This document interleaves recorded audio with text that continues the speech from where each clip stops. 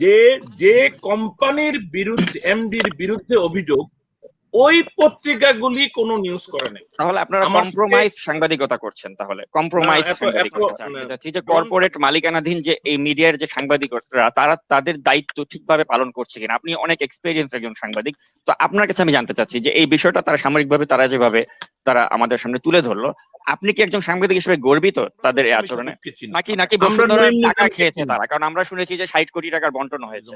তাহলে তো কোনো জার্নালিজম হচ্ছে না নাইম ভাই, কারণ আমাদের এই মামুনুল হকের বিষয়টা যেভাবে সময় টিভি বা অন্যান্য মিডিয়া গুলো তারা যে সাংবাদিকতা করলো মামুনুল হকের বিষয়টি নিয়ে, আপনি এখন বলুন আপনার কাছে আমি যেটা জানতে চাই যে অনলাইনে আমাদের যে ভূমিকা আপনি দেখলেন এবং মেইন স্ট্রিম মিডিয়ার যে ভূমিকা দেখলেন, আপনি একজন অনলাইন অ্যাক্টিভিস্ট হিসেবে এই সামগ্রিক বিষয়টা নিয়ে আপনার মন্তব্য জানতে চাচ্ছি। আমরা প্রথমে বলি, থ্যাংক ইউ সো মাচ। প্রথমে বলি যে আমরা আমাদের শ্রদ্ধেয় দুজন বড় ভাই সাংবাদিক, তারা যেভাবে বলছেন বাংলাদেশের সাংবাদিকতাকে যেভাবে তারা পোর্ট্রে করতেছেন, বাস্তবতা তা কিন্তু বলছে না, আমি বলছি না।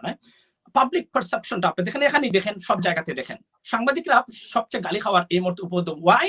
বিকজ তারা মনে করেন বাংলাদেশের সাংবাদিকরা কোন অবস্থাতে তারা সাংবাদিকতা, যাকে সাংবাদিকতা আমরা মনে করি, সাংবাদিকতার মধ্যে তারা নেই। তারা আছেন বিভিন্ন পার্টিকুলার গ্রুপ অফ পিপলকে তারা রিপ্রেজেন্ট করে থাকেন দিস ওয়ে দ্যাট ওয়ে। আমি প্রথমে নাইম ভাইকে আমি উইথ ডিউ রেসপেক্ট প্রথমে বলি যে নাইম ভাই, আপনি can you have a big full screen with everyone please? Chiru ভাই, চিরু ভাই, ক্যান ইউ? আমি চাচ্ছিলাম, that's fine, I like that. So প্রথমে বলি যে দুজন প্রথিতযশা সাংবাদিক এখানে, যারা আমার মনে জন্মের পর থেকেই আপনাদের নাম শুনেছি বলতে গেলে, সাংবাদিকতায় আপনারা করেছেন।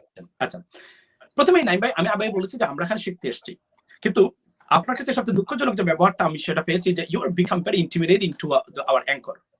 আপনি ওনাকে, আমার অ্যাঙ্কর যে হোস্ট, যে ইউ বিকাম ভেরি ইন্টিমিডেটিং, আপনি বলছেন আমার লার্নার হিসাবে I have a serious problem about attitudes, or he has, but as a teacher your attitude is a question because the way you addressed him. আচ্ছা, গেল একটা।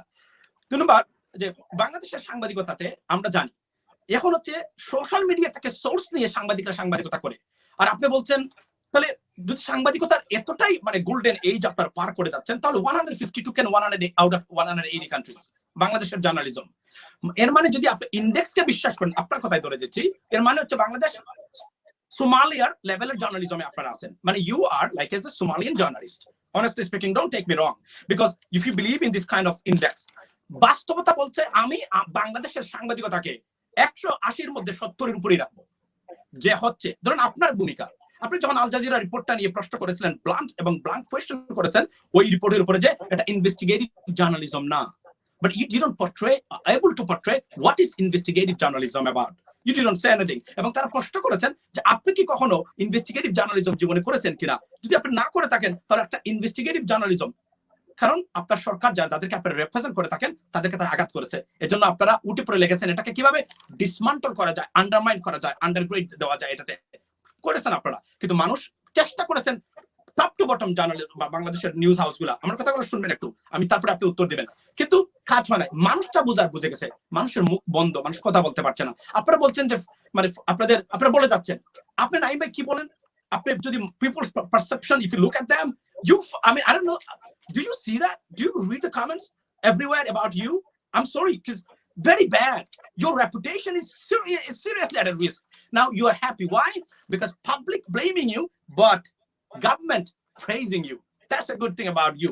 Now, আপনি আসেন যে সাংবাদিকতা যদি হয়, ask aggressively question. I'm not teaching journalism.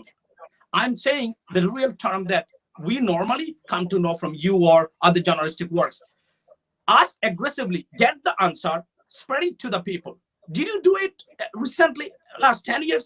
Have you ever asked a government official any strict and vigorous question and get the answer and told the people, I haven't seen anything else? What I've been seeing you coming on talk show, almost you are everywhere, Naim Bhai. Why?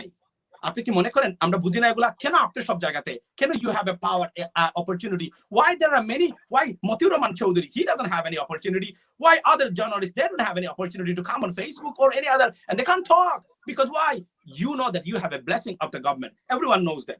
তারপরে আপনারা প্রতিদিন এই যে in a democratic society, a journalism is parallel to democratic institution. But unfortunately, you and the gang of you, Naim Bhai, I'm sorry to say that, mention this word, destroyed our journalism. আপনি কিন্তু বিএনপির আমলে এভাবে ছিলেন না, 96 এর আওয়ামী লীগে এভাবে ছিলেন না, বর্তমান সরকারের আমলে। তখন আপনি বলতে পারেন এই শব্দটা আপনি বলছিলেন আগে, কি বলছিলেন? যে আমরা law of the land, I understand that you are under pressure. You cannot do if the government doesn't want to do. Is a simple answer. এটা আপনি বলতে পারবেন কারণ আপনি want to be political correctness আপনি সব জায়গাতে। কিন্তু দুঃখজনক আপনার মতো ব্যক্তি, এতটা মেধাবী একজন ব্যক্তি আপনি, আমরা as a common people and নতুন জেনারেশন কিছু শিখতে পারছি না নাইম ভাই। I'm so sorry, I have to say that. আপনাদের কাছ থেকে শুধুমাত্র এই ফেসিস্ট এবং undemocratic and authoritarian totalitarian regime K defence করা ছাড়া আর কিছু শিখতে পারছি না আপনাদের কাছ থেকে। এটা লজ্জা, দুঃখজনক। অথচ আপনারা আপনাদের যে মেধা আল্লাহ দিয়েছে, বাংলাদেশটাকে পরিবর্তন করে দেওয়ার মতো নাইম, কয়েকজন 10জন নাইম যদি আমরা পেয়ে যাই বা আপনার, ইনশাআল্লাহ এটা সম্ভব। কিন্তু unfortunately you sold out. there are many other allegations on you.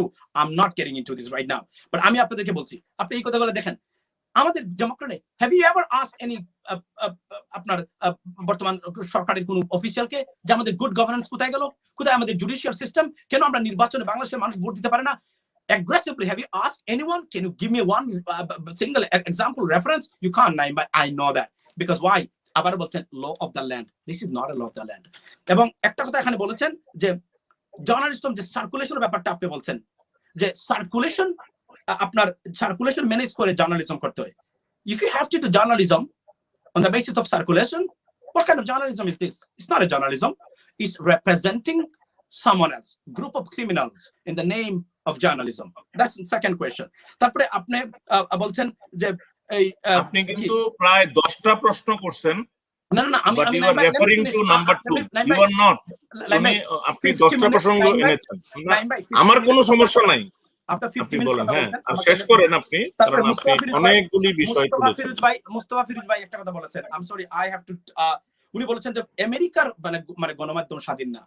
কোথায় দেখেছেন মুস্তাফা ফিরোজ ভাই আপনি আমেরিকার গণমাধ্যম স্বাধীন না? কোথায় দেখেছেন আপনি? আমেরিকার গণমাধ্যম প্রেসিডেন্ট ট্রাম্পের মানে আন্ডারে আপনি জানেন কত অ্যাগ্রেসিভ ছিল? আমেরিকার হিস্ট্রিতে এমন অ্যাগ্রেসিভ জার্নালিজম আমরা দেখি নাই আমেরিকার প্রেসিডেন্ট ট্রাম্পের অধীনে। Let me give you that. You see that? You see this clip? This clip is not only CNN, all of them. You see that? All of them, all of this. This is the fighting. They had a clash with the president of the United States of America, the most powerful guy on this planet. এবং আপনারা এগুলা দেখেছেন, এগুলা blank বললে কিন্তু হবে না। আমেরিকার জার্নালিজম কাকে বলে? আমি এখানে থাকি, মেইন স্ট্রিমে কাজ করি, মেইন স্ট্রিম খবর রাখি, পড়ালেখা করেছি, এখানে সেখানে দেখছি প্রতিদিন। Please don't compare with America. আপনি কোথায় থাকেন? আমি নিউ জার্সি থাকি। আমি নিউ জার্সি থাকি।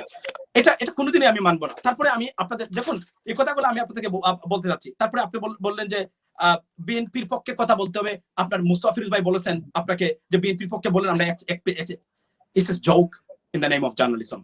যে বিএনপি সবাই তো আওয়ামী লীগের পক্ষে কথা বলছে, তা আসুন আমরা কিছু বিএনপির পক্ষে বল। Using this term is a shame for a journalist. This is not a journalism. Why you have to prefer BNP this way or that way? If you say something good, talk about that. If you don't.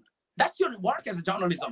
But where you কারণ হলো এগুলি যদি respond করতে হয়, it will take a lot of time. Okay, না ধরেন শুনেন আপনি কিন্তু আপনি আসলে কোনো বক্তব্য দিচ্ছেন না। আপনি আমার বিরুদ্ধে বেশ কিছু অভিযোগ ফ্রেম করতেছেন। দাঁড়ান, আপনি কোনো বক্তব্য দিচ্ছেন না।